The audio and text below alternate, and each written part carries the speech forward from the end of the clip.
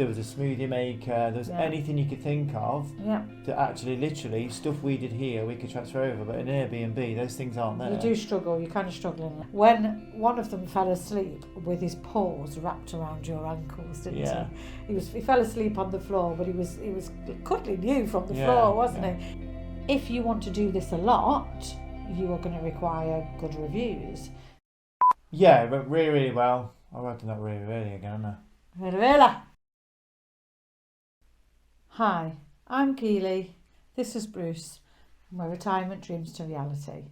Today we're going to talk about our very first trusted house sitters sit. Okay, so this is the process of how I find sits, what I do. Once you've set up your profile, and this is our profile here, I'll just quickly show you our profile. So I've already talked about this in a previous video. I think this took me about an hour to do everything, including photos, messaging people, asking for references, all that sort of thing, asking their permission to put photos of their dogs on my profile, all of that. So once you've done that, that's all set up. So then it's a case of what are you going to do next. So I go into find a house sit, and then where would you like to go? So for our first one, we just literally put United Kingdom. In fact, I think we put England. So we put England in. So that was our first search. And then you can put your dates in. So you go into dates. So I will put, let's say I'm going to look for a sit at the end of July. So I finish work around there. I'm going to look for a sit on Friday, the 19th of July until the 29th of July. So you apply your dates there. Duration. Now I don't want the sit to be any more than a week. So I'll apply that there. And pets. I only want dogs. You can do no pets, but I've never done no pets. I quite want dogs. I love doggies. So that is what you do. So you apply all of that, and then you find your sit. So let's say I'm going to go for the first one, which I'm not. And then you read all of the criteria: introduction, home and location. The first thing I go to is meet the pets. So I'll have a little look at the pets. Responsibilities. This is a really chilled one, look. Don't want to be left alone all day. She can be left for 4 hours, which is quite normal. She likes walking just morning and night. This is a really chilled one. She just have to have eye drops twice a day. So that's the only, that might be a red flag, but I'd be fine with that. And then you would click apply now. So once you go into apply now, which I'm not going to, but then you put all of your details here and you apply. Once you've done that, you'll get a reply back from the person.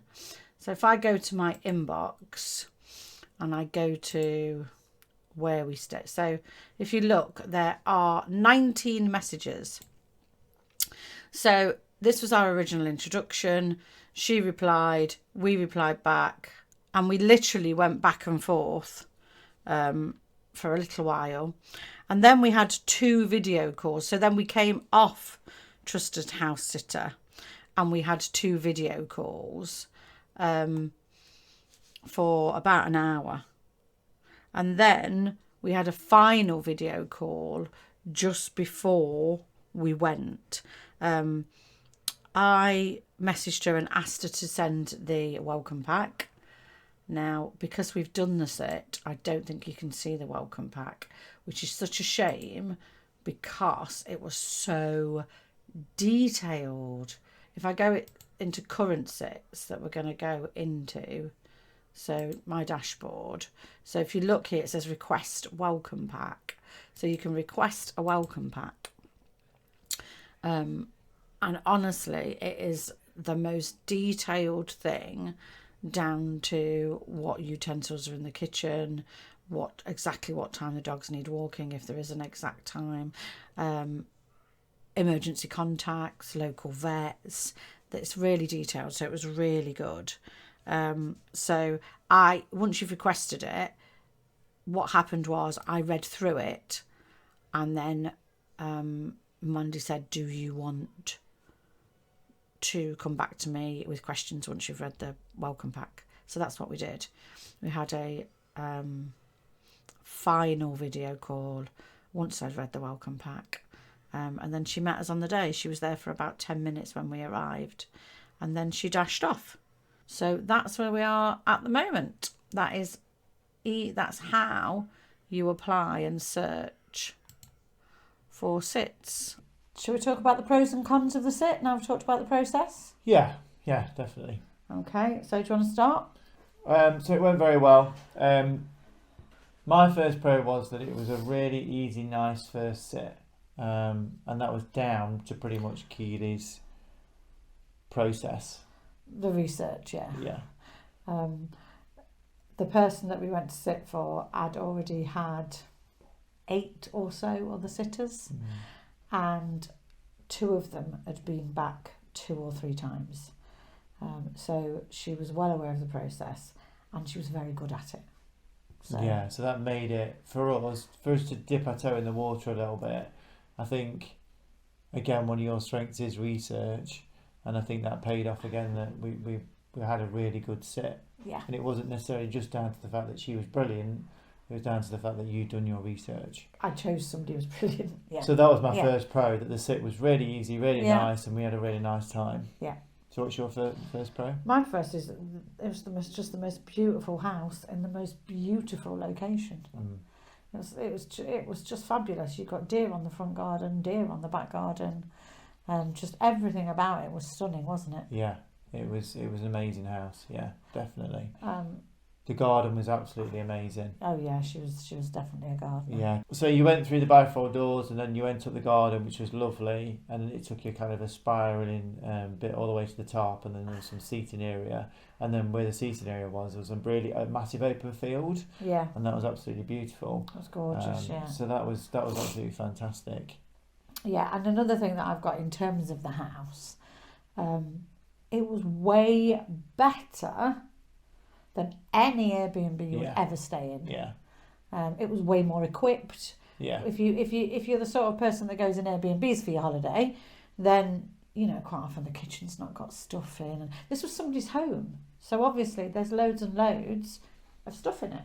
And I think for us as well, because our intention again was to try and transfer our home routine to going away routine. When you go to an Airbnb, you've not got a cafetiere, you've not got cutlery, you've not got plates, there was an air fryer, there was a smoothie maker, there was anything you could think of that actually literally stuff we did here we could transfer over, but in Airbnb those things aren't there. You do struggle, you're kind of struggling in and we like to eat where we are. We tend to cook our own food, whereas some people maybe with an Airbnb treat it as well, it's just a base, we'll eat out on more, holiday, we'll bring stuff in. So that again, I think hopefully, but that'll come down to Keely's research, that these trusted house sitter places are more like a home, which is what I've kind of put. It felt more like a home than it did an Airbnb. It was because it is somebody's home, which came with very good positives. What's your next one? The dogs were absolutely fantastic. So they were so easy to care for, so easy to look after.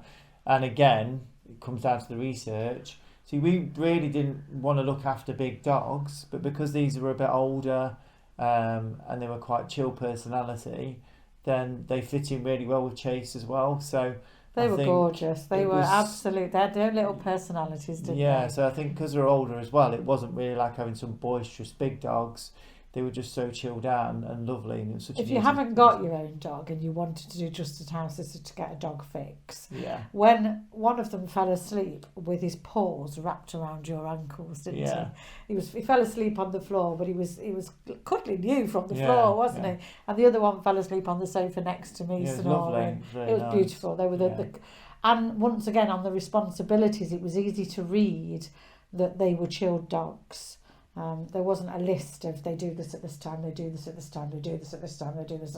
They were, they still wanted their morning walk and their afternoon walk, and they did have a walk up the lane at 9 o'clock at night. And they had specific eating habits, so we had to be basically. But again, because that was all, but quite so reasonable. Straightforward, because everything was already taken care for us. Very reasonable. Because she was so organised that actually it made it so easy. So the dogs were absolutely brilliant. They were gorgeous, yeah. My final one, really, we've covered. Oh, I got my holiday fix for free. Yeah. An Airbnb, which wouldn't have even met that standard half, for a bank holiday weekend where we went by the coast, would have cost us £500-600. It just would for that. I priced stuff up, didn't I? Yeah. So yeah, we're saving for retirement. We love going on holidays. It's a bit of both, really. We can still save for retirement and get our holiday fix. Yeah, that's what I put. I pretty much put that we would never have, because we do our research and we try and get value for money, never in a million years would we have stayed in that house, in that location because of cost. It would have just cost too much. Yeah, it would. So that gave us, that extra was really, really nice that we got to stay in a really nice area. The location was absolutely ideal because we weren't far from a town. We weren't far from a park, so that was just a massive plus as well. Yeah. Have you got any other? Did you say that's all of yours? My other plus was you meet nice people, the type of people that are going to welcome you into their home to look after their pets. Generally, hopefully, I'm not being too naive, but you get a chance of meeting nice people. She was absolutely lovely. I think, that's one of my, but that's one of the biggest pros actually is the fact that you get a good feeling as well. Yeah. So you're doing a really good thing for somebody, because we know with Chase, we're lucky with our situation that we don't have to put him in a kennel. We've got my brother who looks after him. Yeah. And I think for us to pay that back, you get that good feeling as well, because those dogs were old. There's no way they should be going to a kennel. No. And I think for her peace of mind and for us as well is the fact that they get to stay in their own environment, stay in their own home, and that gives you a nice feeling, doesn't it? Yeah, so it that's does. a big, So that you're looking after them plus well. Yeah. And the other thing is, which is a bit of a weird one, you definitely want to put this.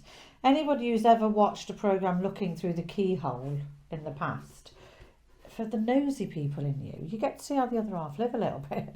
It's quite interesting because obviously you know how all your friends live and you know how you live, and you know how people on soaps or whatever live. But yeah, it's quite interesting living in somebody else's home for a short time. It takes you a while to settle in, but it's quite interesting. Yeah. Yeah. So now we're going to talk about the cons. We're going to talk about the cons. So do you want to go first this time? Yeah, go on then. You have got responsibility and the worry of somebody else's beloved pets. Yeah. It is that simple. I worry about Chase really badly. Yeah. Chase coughs the wrong way and I wonder what's going on. Yeah. Well, you've got somebody else's pets whose habits and things you don't necessarily know, and you're responsible for them. Yeah. So if you're going to do the job well, and it is a bit of a job, then that's always going to be the downside, I think. Yeah, I think I put that. You do feel very responsible, and what happens if something goes wrong? That's what is. I mean, the welcome pack. There's loads and loads of information about vets. And we talked about the person we stayed with. She left 3 contacts for friends who were in the area if there was an emergency or if there was a problem. Yeah. So she was pro at it. Yeah. But you don't want to go bothering people, which is, you're supposed to be doing the looking after. Yeah. So that's a bit. It's quite a big con. Yeah. But I suppose the more sits you do, the more you get used to it. Yeah, and I think like you say, again, if you do your research and the person you're staying with, if they're super organised, then again it makes that process so much easier. Yeah. What else have you got? I think for in terms of this sit, I think we went too far. So again, the downside was because Keely was trying to find a perfect sit for us. It was a very, very long way. So it took us like 4.5, 5 hours to get there, and we were only doing it for a few days. So I think one of the big cons is that distance is a bit of an issue. So now we're trying to thought, well, we've got that one out of the way. That went really well. We enjoyed it. we probably need to go a bit more local. Yeah. And if we do kind of go a long distance, probably do it for a bit longer. I think we would go back there again. If she asked us, we'd definitely go back there again. But yeah, it was a long way. Yeah. Have you got another one? You are in someone else's home. Mm. And it can feel strange at first. I mean, you really didn't settle, did you, that first night? No, I was really nervous because obviously I think for this kind of process you have to be quite extroverted, and even though I'm a teacher, I am in certain situations quite introverted, and you are quite extroverted, so you didn't have the same worries or the kind of same. I was going through scenarios in my head like, what if we don't like it, what if it doesn't work, what we're stuck with these dogs, and what if they don't like us, and what do we do? I know it's luckily because we only did a 2-3 dayer, that if that was the situation, then we knew ultimately it wouldn't be the end of the world. But if you've done a whole week one, I was thinking, what do you do if nothing works? So I think because it was our first one, I was quite apprehensive about the whole process. But actually, and you weren't informed. No, so because you you'd did done all the research. I did. So I got the I'd spent 2 hours doing video calls to her. Yeah. I got the welcome pack. I knew the responsibilities that were required for the dogs. I'd read all the previous reviews. Yeah. I'd read the reviews she'd left. So Yeah. I was so informed. Yeah. But even I was a bit apprehensive. So I can see why. And I think regardless, I think your first night you're going to be, aren't you? Because you don't know how it's going to go. So I think after that first night, the next day I was much better because I was like, well, the dogs are great. Everything's super organised. I know where everything is. You're finding your way around. Actually, this is really good. And we had a really lovely Saturday. Yeah. But that first Friday was quite stressful. Yeah, you were. I actually thought this might be our first and last. Yeah. But then you settled into it really well, didn't you? Yeah. You loved the dogs, didn't you? Yeah. They're so cute. Another thing I've got, which you wouldn't have thought about, is you will be worried about a bad review. I mean, I think we left the place quite spotless. We didn't break anything. We stuck to the routines with the dog quite rigidly. So, but even so, if you want to do this a lot, you are going to require good reviews. So that's always there a little bit, I think. Yeah. That was one of mine. Yeah, you've got that in the back of your mind. Whereas in an Airbnb, it doesn't really matter, does it? You do get reviews. Yeah, we always leave it clean and we always leave it tidy, but it doesn't have a big impact, does it? No. Yeah, I think you need to treat it as a bit of it's a holiday in a way, but it's also a job. Yeah. And you need to treat it as actually your first priority is those animals. Absolutely. And I think we did that. Like I say, she did say to us, well, you can leave them alone for 3-4 hours, but actually we didn't want to do that, did we? I think the review as well said you can leave them alone for 5 to 6 hours. Yeah. I mean, really, we didn't want to leave them alone at all. No. But when we were going into the nearest town and they got their reenactment day thing, we decided it'd be easier because they're older. We were only going to be gone for a couple of hours, so they'd be better left at home. Yeah, but even then we were only gone for about an hour. I think we were gone for about an hour. And we spent most of the time there with them, didn't we? And it was lovely. But I think you do need to realise actually your priority is the animals. You are not there to. Yeah, the holiday is a plus, but actually it is a kind of a working holiday as well. So you need to think of it like that, I think. Yeah, definitely. I think that's and I think also as well to realise it does take time for the dogs to settle. So that very first night, I felt awful because they laid outside, and again, you don't know their routines because they might do it all the time, but they laid outside near the door, and I just felt awful. I thought this is horrendous. But then the next day, once they warmed up to us, like you say, one was sitting at my feet, the other one was sitting on the settee with you. Yeah. So again, I think it does take a bit of time for them to get used to you and you get used to them. Some sits, I've noticed there are some sits that are only for one night. Yeah. So that's like, I've thought about them for getting our reviews up, but in terms of bonding with dogs and things, they were the cutest things, but I can't imagine I'd have done much bonding with them in one night.